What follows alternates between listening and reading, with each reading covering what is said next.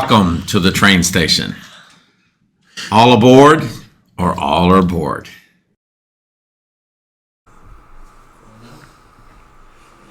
Welcome back to the Train Station Podcast. Today we are delighted to have a special guest, Heather Morrison, PEI's Chief Public Health Officer. Dr. Morrison stands at the forefront of safeguarding the health and safety of the population. Her responsibilities extend far beyond the confines of an office. She's a face of resilience in times of crisis and a beacon of knowledge in the face of uncertainty. With unwavering dedication and tireless effort, Dr. Morrison ensures that public health remains a top priority in policymaking and community outreach. Her leadership inspires confidence, her expertise guides decisions, and her compassion comforts those in need. Join us as we delve deeper into the exceptional journey and impactful contributions of Heather Morrison, Chief Public Health Officer, as we explore the challenges, triumphs, and future endeavors of public health. Thanks for joining us today. We really appreciate your time. Well, this is really nice. I'm glad you're here. Before I ask our first question, I just want to say thank you. I understand you're a very busy individual, so having the time to sit down and to talk with you today is truly an honor. Anyway, I may as well get right into it then. Are you able to kind of share I guess we're going right back to your education, what encouraged you or kind of inspired you to apply for the Rhodes Scholarship? Well, yes, that was a few years ago. But I was a student at the University of Prince Edward Island, and I was applying actually to medical school. And one of the professors said, "Have you ever thought about applying for this Rhodes Scholarship?" And I really didn't know a lot about it, and but went through that process, and it really had a big impact on my life. Yeah. What was kind of the experience like during the selection process? Like, I'm sure, I don't know, I'm assuming it would have been a phone call or a letter. That probably would have been a very exciting thing to receive. Well, the first thing I remember is, we were selected certain people were selected to go for interviews. And the interviews that year were in St. John, New Brunswick for the Maritimes. And I remember calling home after the first evening, and I said to my parents, "Everybody here looks so smart, and I'm feeling like I don't really know if I belong here." And but then the interview process continued, and then they call everybody, successful or not, at the end. And in those days we didn't have the bridge, so I missed the boat coming home. And so by the time I got home, they had already called, and I was at home, and my parents said they would call back, and I thought, I just have to sit here and wait for, what I thought would be not a successful call, and we didn't have cell phones, so I sat and waited, and much to my surprise and delight, and extreme honor, the chairman of the committee at the time called. That must have been a really exciting call. It was very exciting, and so I remember that particular call very well. Is there anything that you could kind of, any piece of advice you could provide to someone who wants to aspire to become a Rhodes Scholar, or someone what they can do throughout their university experience to better set themselves up for that scholarship? I think it's important to make sure you're doing what you love to do and what you like to do, not doing things just because it might look good or that you think you should. Do the things that you enjoy doing, that you like doing, do them the best you can, and work hard. But I think the Rhodes Scholarship really is to look at marks, but leadership and involvement in the community, and you can do that in different ways. So it's really, my advice is not to do things only because it might look good on the CV. It's really to love what you're doing and do it the best you can. Thank you.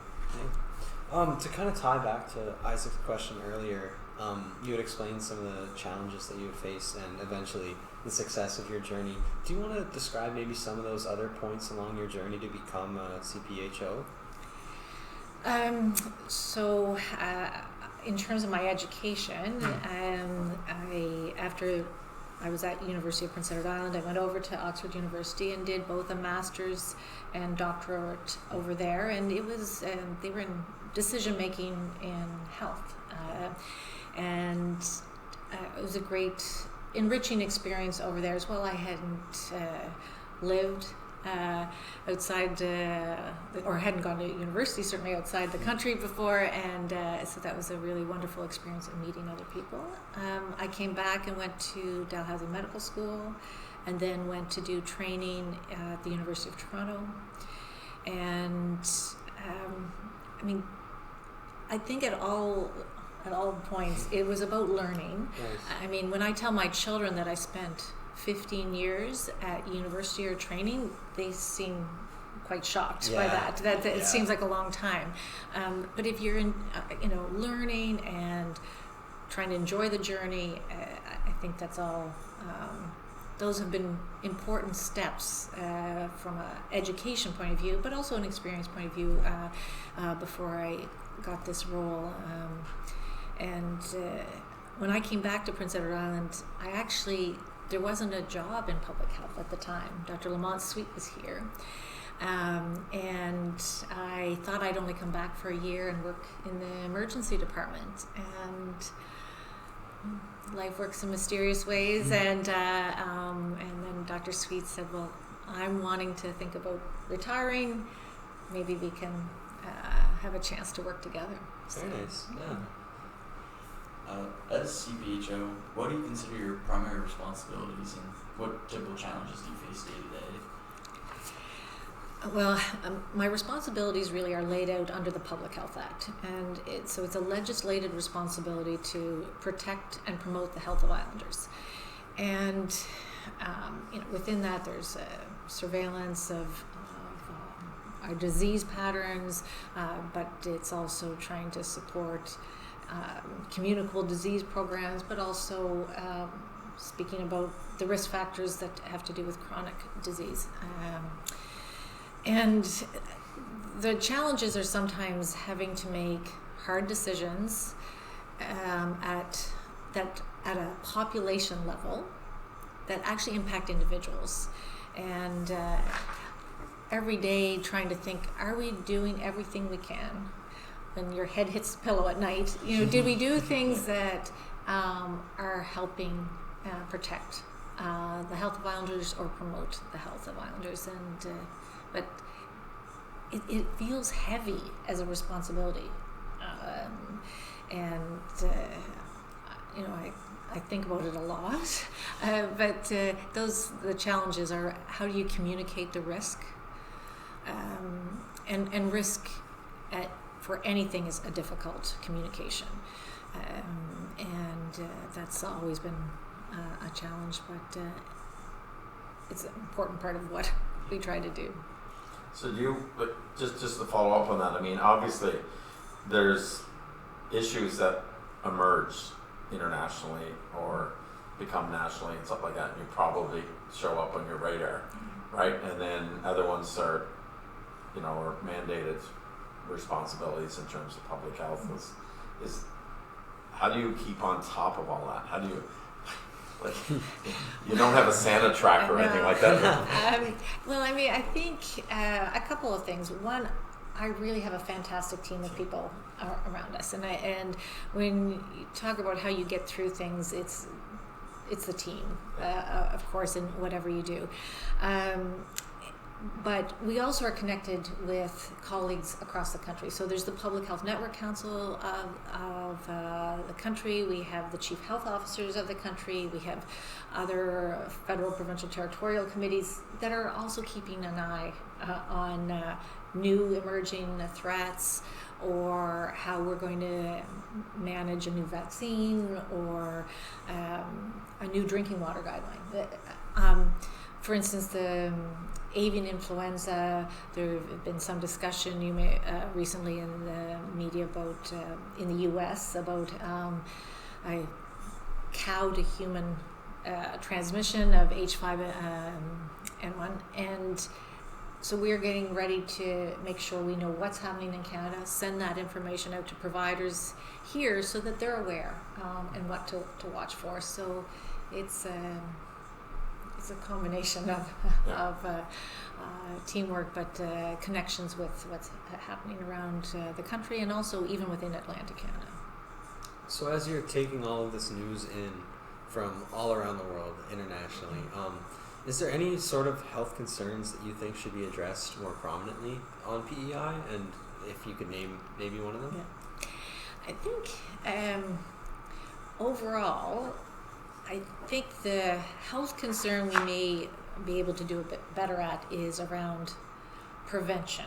And so our risk factors. So we know that risk factors around physical inactivity, healthy eating, smoking, and alcohol contribute to a majority of our chronic diseases for Islanders.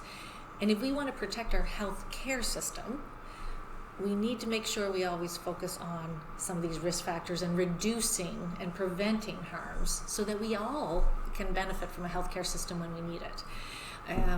So I think that's probably an area that it's hard to focus on because it's more exciting to talk about other parts of the healthcare system.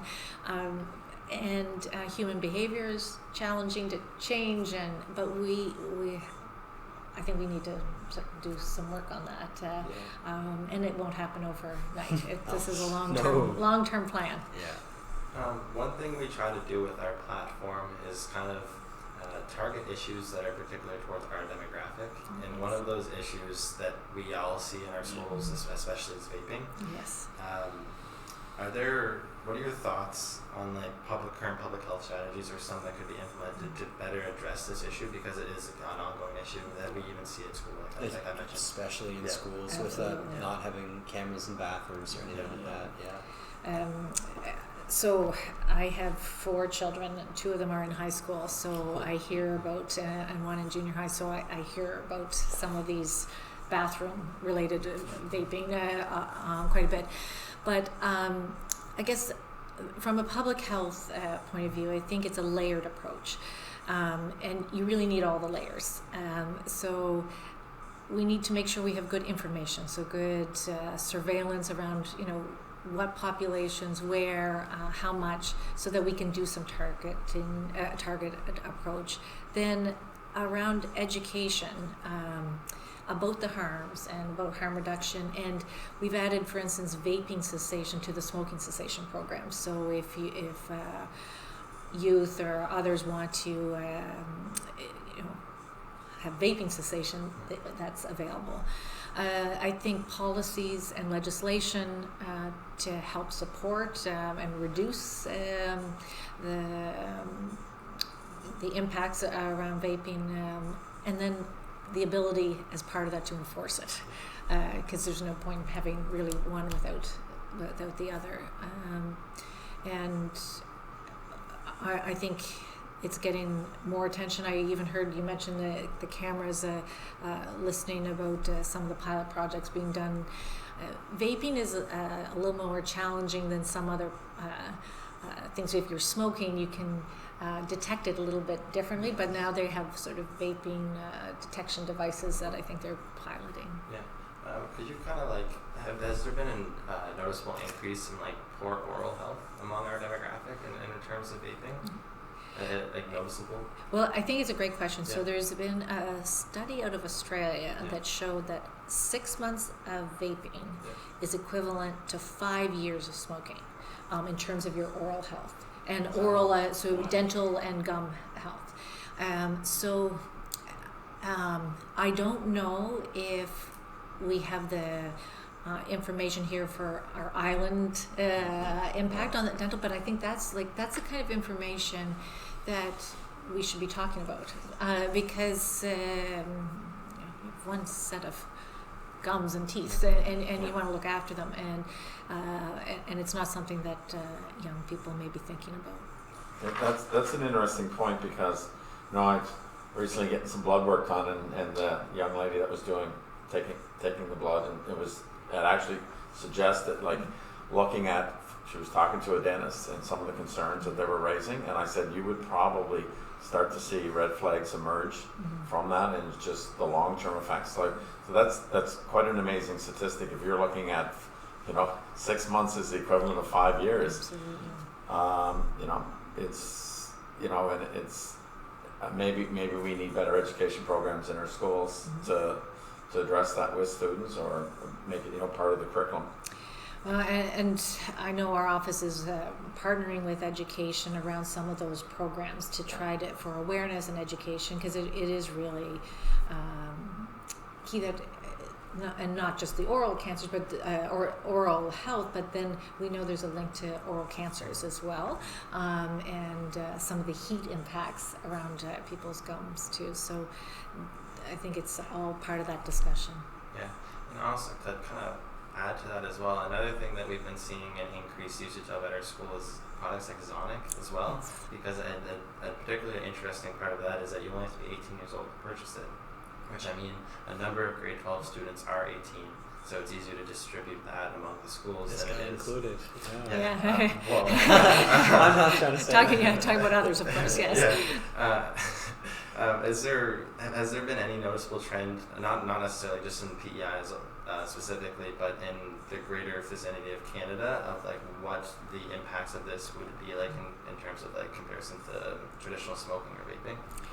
So it is a really hot topic at the moment, and I know the chief health officers have actually recently written a letter to Health Canada expressing concerns about Zonic. And it's being marketed in a way and available in a way, like at a gas station. I think you can just purchase it easily. So the marketing around it, how it's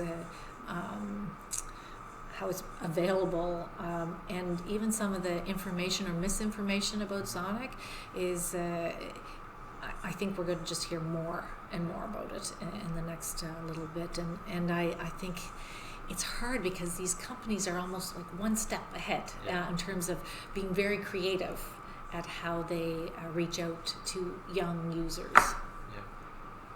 Would you say it's like within government? Like, government has many parts, right? So in terms of, you're probably looking at issues with Health Canada. Yes. In terms of labeling, right? And then, so if something needs to be done to address, then you need to contact Health Canada, or you have to get them to change packaging, or I can create a product and then market it and get it out there onto the market, and then all of a sudden government sometimes has to pay to catch up. And so there's part of that, and I also think then we look at what can the federal government do and what can we do here in the province, and around where it's sold, how it's sold, even though we may not be able to control all of it. Those are, and we're certainly, the minister mentioned recently in the House bringing forward tobacco sales and access changes to that piece of legislation, and so we mentioned the different layers. So those things are important, along with the reducing marketing and. So a change in legislation, like right now, the age to purchase anything related to vaping or cigarettes is 21. Yes. If you included Zonic as kind of into that category of anything tobacco related, would there be, like, it would have to be a classification? Well, and that's where I think the involvement with Health Canada is really a big thing, because it came through as a different type of product, and almost like a different. It didn't come through the normal nicotine smoking devices. And then you have to worry about purchasing online. Absolutely, and even the marketing of things like on TikTok, and how things are being used there. It's different, and that's hard to control, even from a marketing point of view. I've definitely seen a noticeable increase on my social media platforms in terms of like advertising advertising towards Zonic specifically, and also especially TikTok. Like the amount of videos that I'm coming across on my feed of just people like either promoting it or actually using it has been within the past 6 months. There's been like a significant Yes. increase. Yeah. Yeah. And to stay on the topic of social media as well, do you think that there are some emerging public health concerns from social media? For example, I have malnourishment written down as like, there's often like a standard set by these social media platforms that you have to look a certain way or have to act a certain way in order to fit in. Do you see any other issues such as this emerging? Well, I mean, I think you touch on, on a big one, social media and sort of and body image. And you can talk about that as well if you'd like. So, I mean, I think that's come up, and because it's related to, at times, to nutrition. The other part that's on social media from a public health point of view that we're concerned about is some of the misinformation around vaccines. Right. Yes. Which contributes to vaccine hesitancy, which if it decreases levels, not only, it puts at risk not only those who aren't being vaccinated, but those who may not be able to be vaccinated or who are immunocompromised. So I worry about that part. That's also in the social media. But there's certainly good things about, it's like all parts of that social media. There's good things about how we can get access, put information out, but the misinformation, Double-edged sword. Yeah. for sure. But the how we look at social media and nutrition, I think again there's some studies around decreasing screen time, how important that is. So if there was one small study that talked about if you could decrease your screen time with adolescents by 50%, they actually start feeling better about themselves within like 3 weeks. Wow. So like even some decrease. So from my point of view, we can delay the onset of some of the social media platforms to as high an age as possible. Now I have one child who asks every Christmas and every birthday, when can he get Snapchat? And because that's what he wants. He wants the right to Snapchat. So, I mean, it's a very real thing, but the longer I can push that off, I think it's good, and how we can try to manage the marketing to young people through the social media. This may be a question you might be able to answer better, because it's in terms of legislation, but if you know the answer as well, I mean, by all means, please feel free to respond.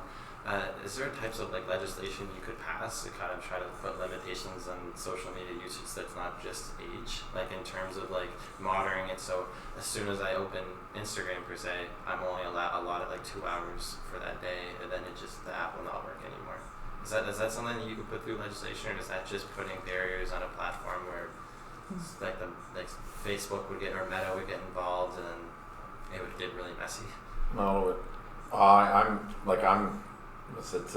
think China may have imposed certain limits, time limits for children per day, on like things like TikTok. Is that after a period of time, the app is off. You need the technical gurus to be able to come up with that, or like in terms of legislation, like. I mean, I think legislation always would. I think it would be hard, but UK has just passed some, I think it's legislation around having phones in schools, right? And so I think it's limiting where they are used. Now, of course, that also is hard to enforce. But I mean, I think if they make a pretty standard in the UK across the board, I think that may help. I know individually platforms, parents can put limits on, and they can. We have, our children are saying, could I have 15 more minutes? Because you can increase it in 15-minute allotments, and so they sort of negotiate if they reach the end of their. It's a curious point, because in terms of like public health, like, I mean, obviously, in with COVID, we were isolated a lot more than normal. so therefore the devices that we had available to us became our means of communicating or whatever. But it also had some side effects in terms of, you know, making us maybe feel more isolated, you know, our social, just our social presence. It's very difficult. Like, how do we isolate, or even like legislate? How do we look at? Does it become a public health issue to realize that we have a segment of our population concerned about their mental health and their well-being and their feeling of isolation? And like, you know, something like you know, your department kind of considers? Well, we look at, when we talked about the risk factors before, I mentioned the alcohol, the smoking, the physical activity or inactivity, as well as healthy eating. But we talk about a fifth as well, and that's the mental health resilience.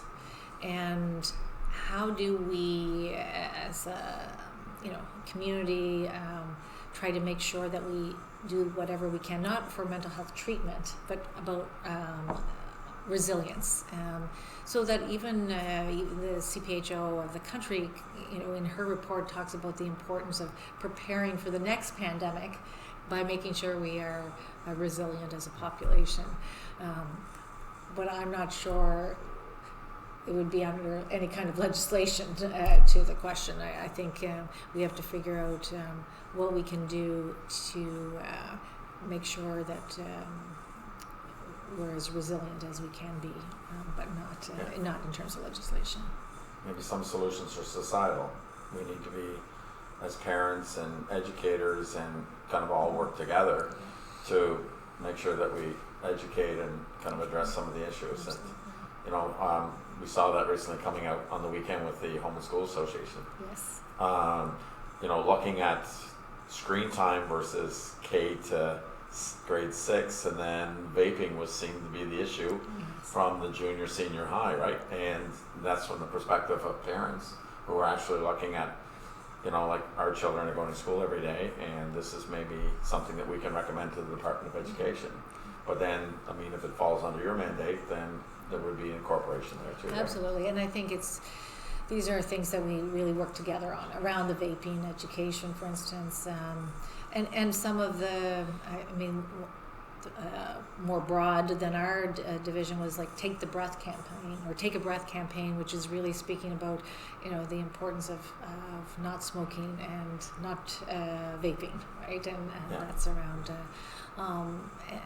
and I think we'll talk more about some of these, what we can do around breathe well, live well, eat well, feel well, and I think those are some of the things we need to work on. Just moving on to next question. Bringing back to the COVID-19 pandemic, was there any lessons that you learned from the past in history? From 1918 to 19, there was the Spanish flu, of course.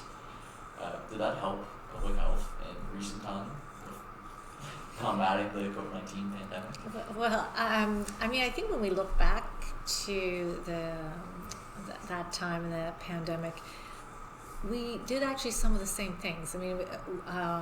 So there was quarantine or isolation, and at that time, students in island schools wore masks for almost 2 years at that time.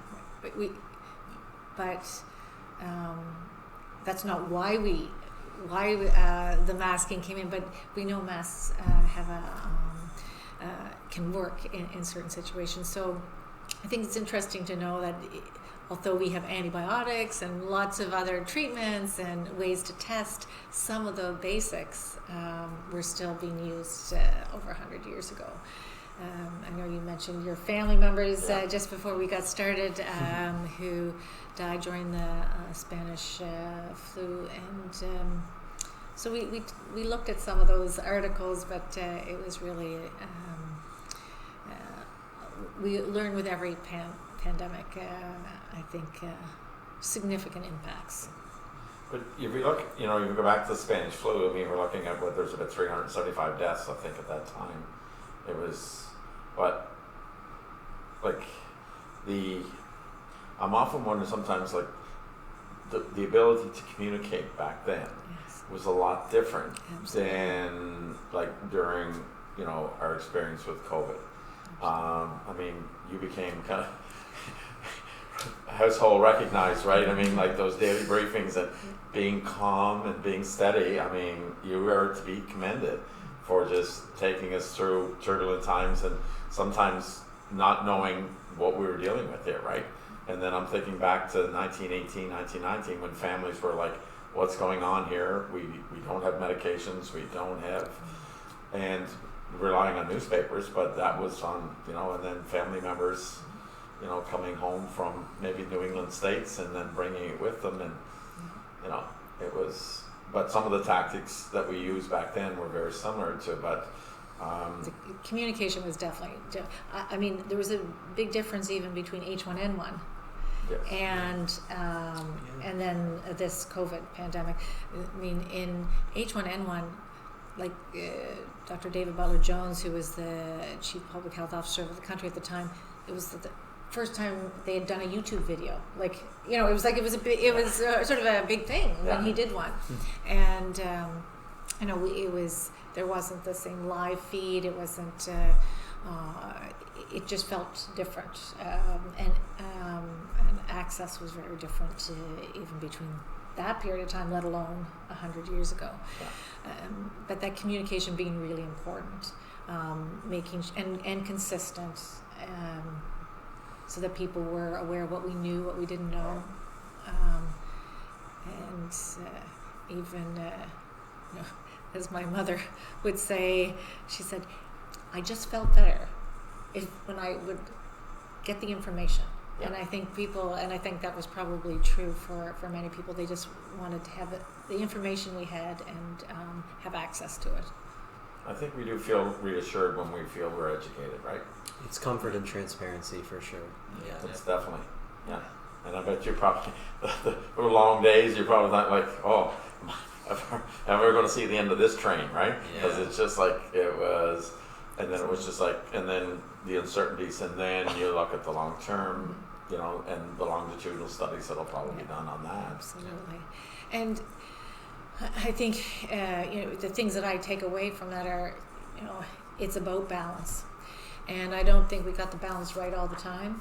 But we were trying to make the best decisions we could with the information we had for the right reason. And, you know, going back to the first question really, you know, what's the mandate? And it was to try to protect people. And we were probably one of the only jurisdictions, certainly in the country, that we didn't have a single death related to COVID for the first 2 years of the pandemic. And and we quickly forget how the Army was called in, and, you know, some of the other provinces, and they had huge outbreaks in long-term care facilities, and so we know why we did it, but we know also that there's impacts in lots of ways to some of those decisions. So how do you get that balance? How do you learn from what happened so that we can do better next time? And how does being an island protect us?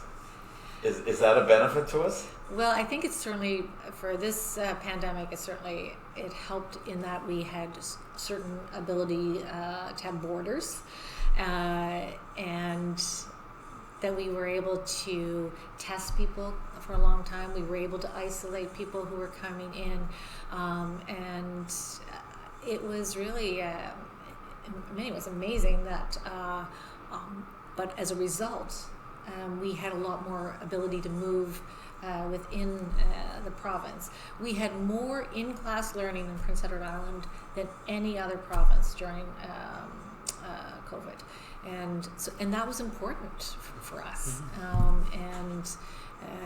But that was a result of having, in some ways, being an island and being able to manage some of that. We're coming up on our last question here, and before I ask it, I just want to add to something Trainer said, where he said you're like commendable for that whole experience. Like, it was obviously a very stressful time for you, and I think everybody saw that. And I just want to say that I know everybody in this room feels the same way when we say that it is commendable, and we all are very impressed with how well you handled the situation. Well, thank you. It was hard. Yeah. I can imagine. Like, I can imagine. But Never saw that in the job description. no. And I said to someone recently, despite lots of advice and input from many people, I didn't see any job applications come in either. So anyway. You need to put that in the note for the next person who has to deal with a pandemic on the road.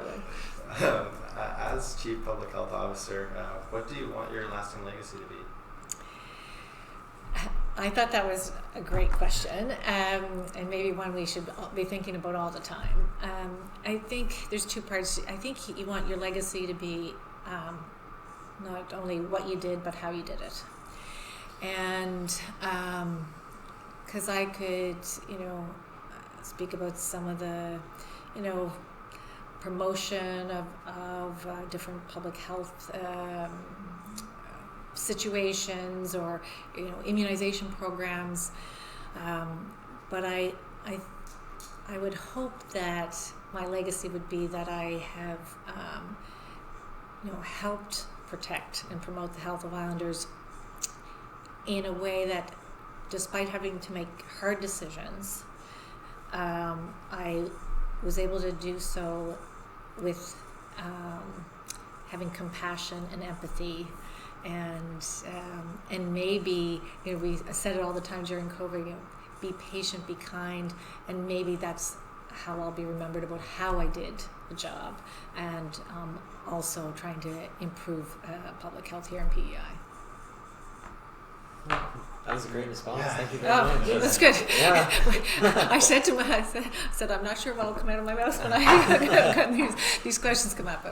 Yeah, and I think that's a key point. Whether regardless of what role we have in life, what do we want our legacy to be, right? And how we performed our duties and lived our life, right?